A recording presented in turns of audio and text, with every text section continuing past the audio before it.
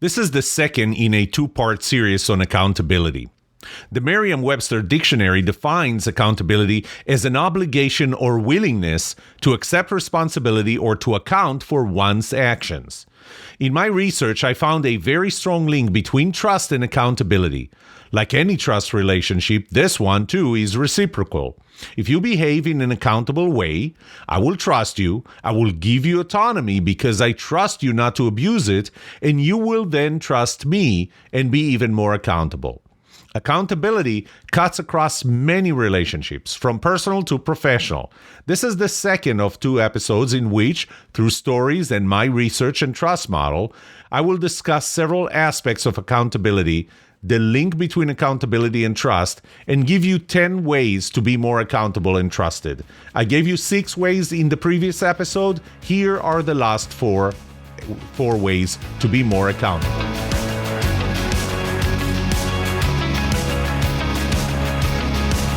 Welcome to The Trust Show. I'm Yoram Solomon, your host, the author of the Book of Trust, and facilitator of the Trust Habits Workshop.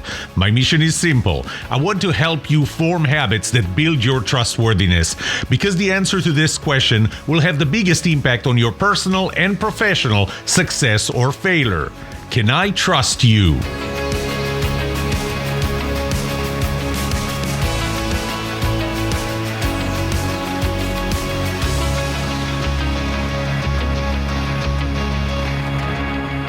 As a professor in SMU, once I read an article, a research article by Juliana Schroeder from, I think she's from UCLA or Berkeley maybe. And she did something interesting with her students, and I decided to do the same thing. So in my class, I split everybody in classroom to project teams. So they all have to work on this one new company that they're proposing to start. Well, I did an individual survey, and I asked every person on the team to give me or write up their contribution percentage. So if it was 100% work to do the project, what was your contribution percentage? On average, people are in 4 student teams. So on average, you would expect that the average contribution would be 25%, right? Because you got 4 people on the team, and add 25% 4 times, you'll get 100%, right? When I averaged it, I saw that it wasn't exactly 25%, but when I multiplied it by 4 to see what the average contribution of a team was, I found it to be 139%. 139%. By the way, Juliana Schroeder found 140%. So we were very close. And why is that? So she has her own explanation. I do believe that we overstate what we contribute, our contribution. We think that we contribute more than we really do. But in the context of trust, there is another aspect to it, and that is that we trust people who contribute no less than we do. So I want you to think about that. We have a project. You and I are working on a project. We have a very tight deadline, and we work really, really hard on it. And well, actually, I shouldn't say that we work really hard on it, because you come to work every morning at 6 a.m. You don't go home before 10 p.m. You work on weekends. You bring your lunch and eat your lunch or order your lunch at your desk because you have to meet the schedule. We have to meet the schedule. But I show up at 9. I leave at 5. I don't want to hear from you after 5, and I don't want to do anything over the weekend other than my own personal stuff. Do you trust me? Well, by the way, I don't have a problem trusting you because, as the 4th law of trust says, trust is asymmetrical.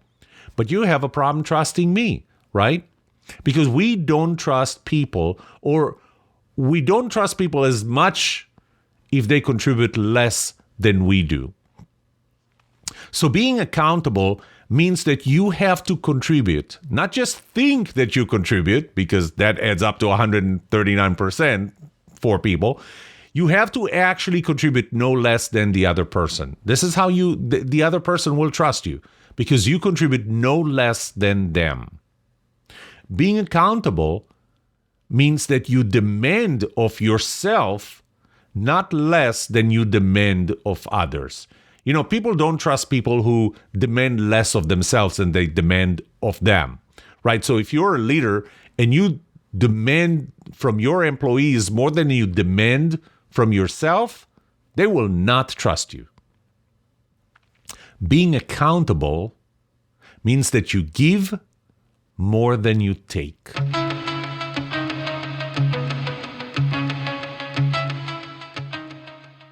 One morning during the COVID-19 pandemic, I remember watching NBC, and I was watching the local station. So at about 7 a.m., at exactly 7 a.m., they switched from the local affiliate, NBC DFW, to the national Today Show from New York.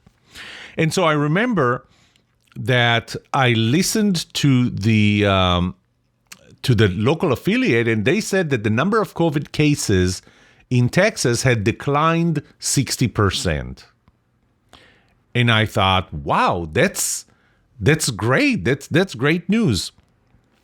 Well, it wasn't 5 minutes later. This was 5 minutes to 7 a.m.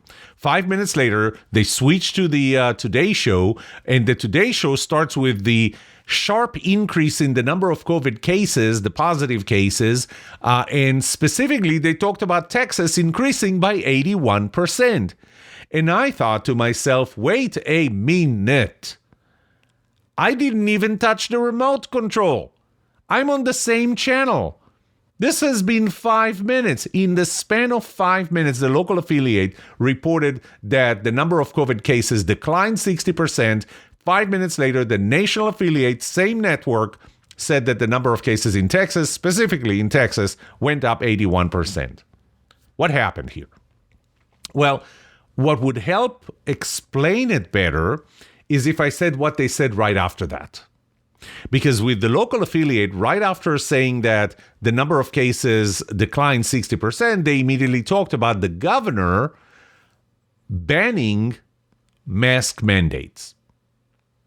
So the fact that the number of cases went down 60% was a helpful fact to the fact that the governor had banned mask mandates. And you're not going to get me to take a position on this and talk about that on my podcast. What did they say in the national network when they said it went up 81%? Right after that, came a call for people to get vaccinated. So obviously, because the number of cases went up 81%, people need to get vaccinated. That, my friends, is called confirmation bias. This is when you only care for information that supports your position.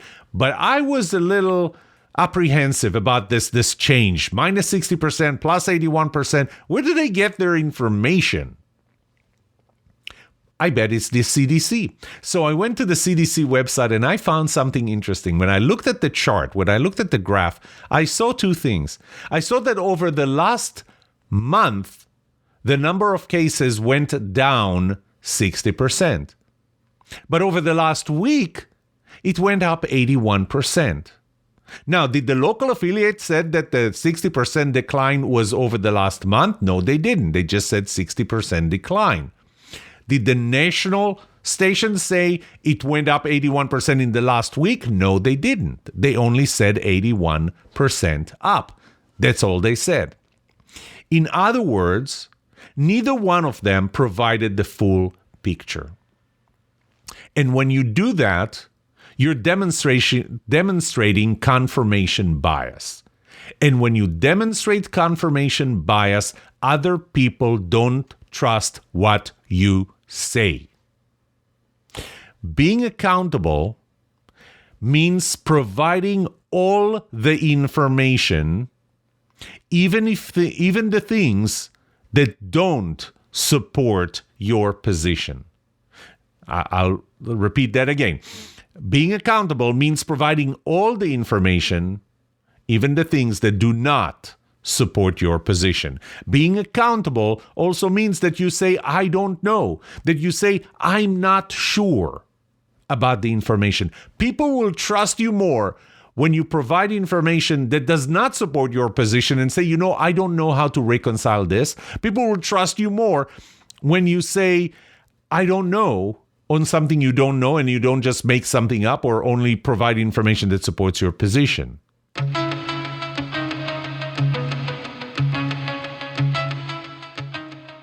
Let's talk about feedback.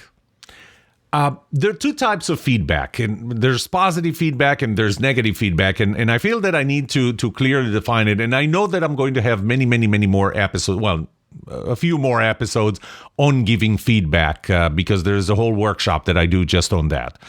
So positive feedback is feedback about something good that you have done. It's not just feedback given in a positive way. It's feedback about something positive that you have done. Negative feedback is not feedback given in a negative way. It's feedback given about something bad that you have done. And if you think that you've never done anything bad, just stop listening to this podcast. It's not for you. It's for people who actually every now and then do bad things, including myself. Things that are not perfect, things that fail. So negative feedback is not feedback given in a negative way. It's feedback given in about something that you have done that's negative. So we often avoid negative feedback. We just say that everything is great. We're not going to say anything is bad about what you did, or you're not going to tell me that anything that I did is bad.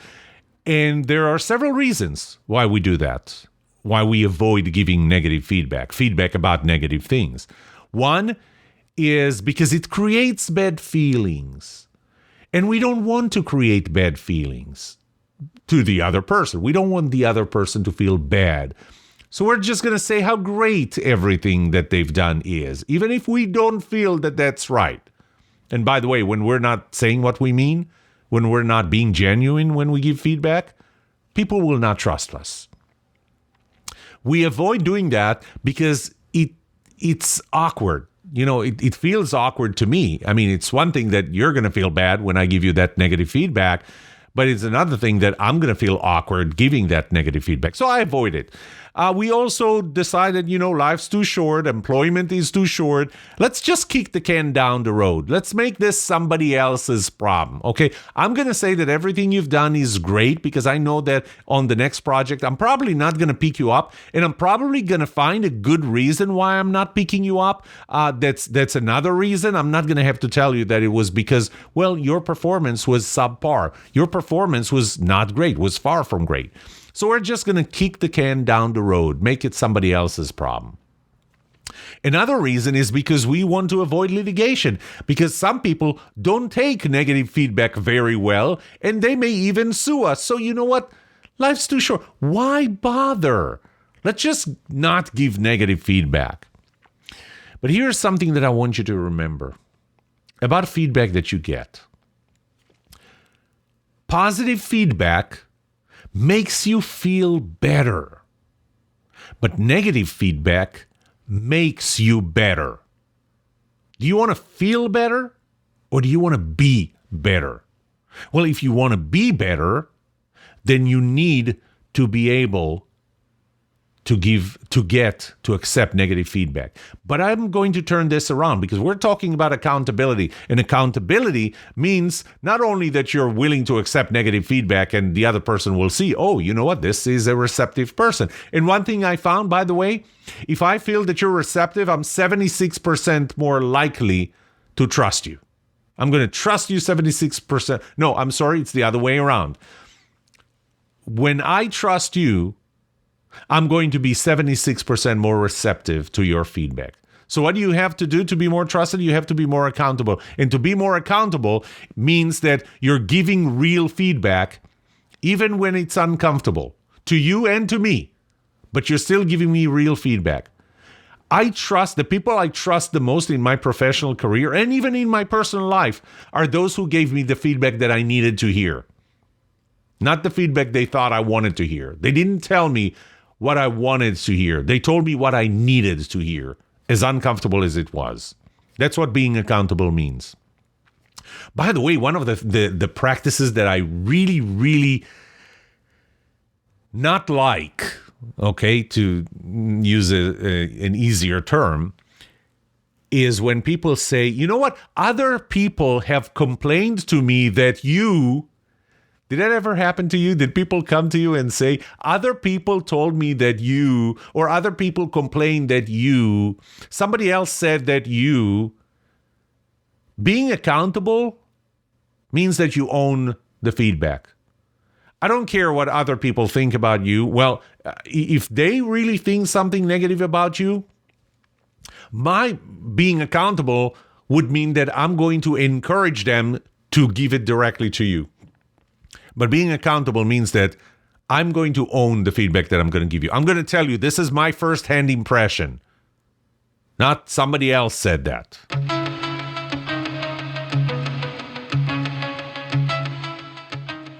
Trust law number 6 says that trust is reciprocal. And I explained to you that it's not just that if you are trustworthy, then I will trust you, or if I'm trustworthy, then you will trust me. That's pretty obvious, but it works the other way around as well. If I trust you and I show you that I trust you, then you will behave in a trustworthy way, because otherwise you're going to experience something that's called cognitive dissonance, which is you feel one thing that is inconsistent with your actions. You know, you feel that I trust you, but you know that you didn't earn that trust. And it's not that you didn't do anything active to earn that trust. You know that you're not trustworthy enough to earn that level of trust that you feel that I have in you. So trust and trustworthiness are reciprocal.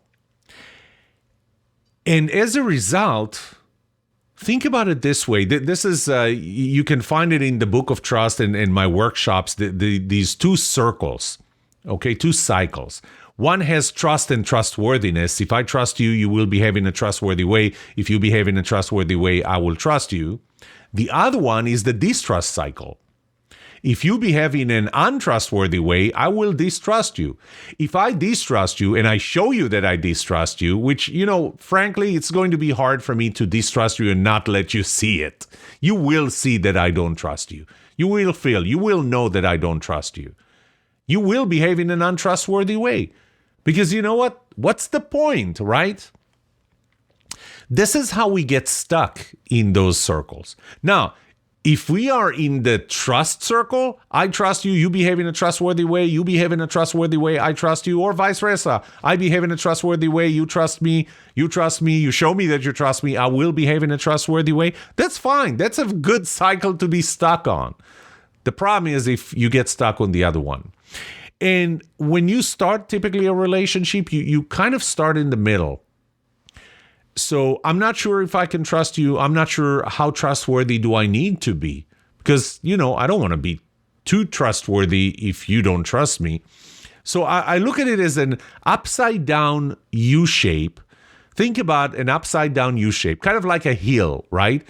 And think about a ball sitting on the top of the hill. That ball is going to start rolling left to the trustworthy cycle, or right to the untrustworthy cycle. And once it starts there, it keeps on going and you're going to get stuck. How do we not get stuck? We need to tip it in the right direction, in the direction of trust and trustworthiness. And the way to do that is by starting slightly ahead of what you feel from the other person. Let me explain it better by saying that being accountable means that you're going to start by trusting the other person even before they earned that level of trust. Now, I'm not talking about trusting somebody with your life, trusting somebody at the 100% level when you don't know anything about them and you haven't experienced anything. But let's start by saying, I don't know how trustworthy the other person is. Let's just put it at, let's call it 50%.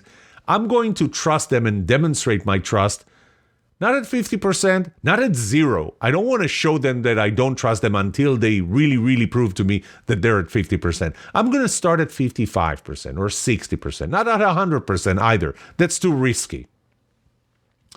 So being accountable is starting to trust another person even before and slightly ahead of them proving it through their trustworthiness. On the flip side, being accountable means acting in a trustworthy way even before, even ahead of the level of trust the other person has in you and has demonstrated that they have in you. So even if you don't feel that they trust you as much as you are trustworthy, behave in a little more trustworthy way than they trust you. This is how you get into the cycle of trust and trustworthiness, rather than fall to the cycle of distrust and untrustworthiness.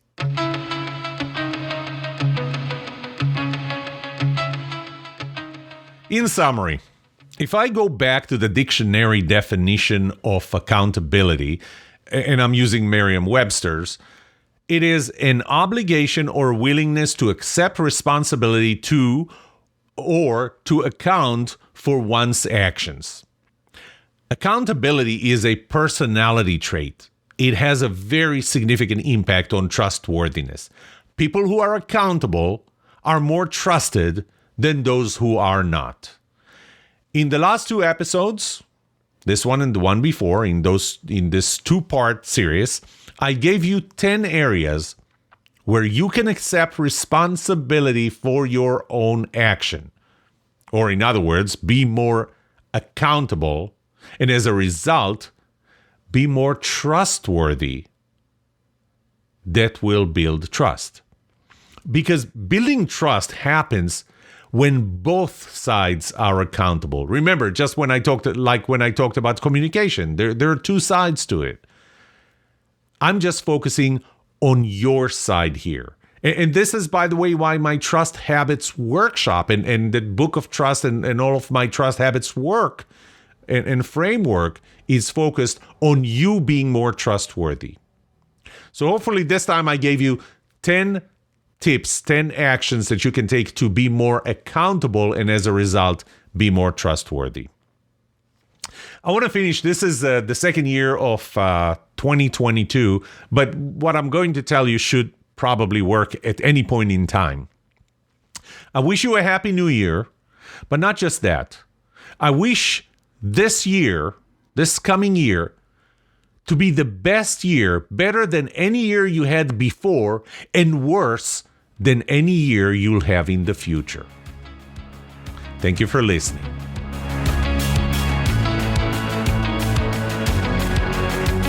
What would you like to know about trust and trustworthiness? Let me know and I'll answer it in a future episode. I would love to hear from you. Email me at yoram@thetrustshow.com. If you like this episode, subscribe to the show so you will automatically get notified when I release a new episode. Rate it, write a review for this podcast, because those ratings help not only you, but also others looking for podcasts just like this. If you're looking for more resources to learn about how to build trust, be trusted, or know who to trust, look up my workshops at yoramsolomon.com/workshops, online courses at trustedatwork.com, find my books on Amazon, or go to my website, yoramsolomon.com. And remember one thing, the answer to these 2 questions will have the biggest impact on your personal and professional success or failure. Can I trust you?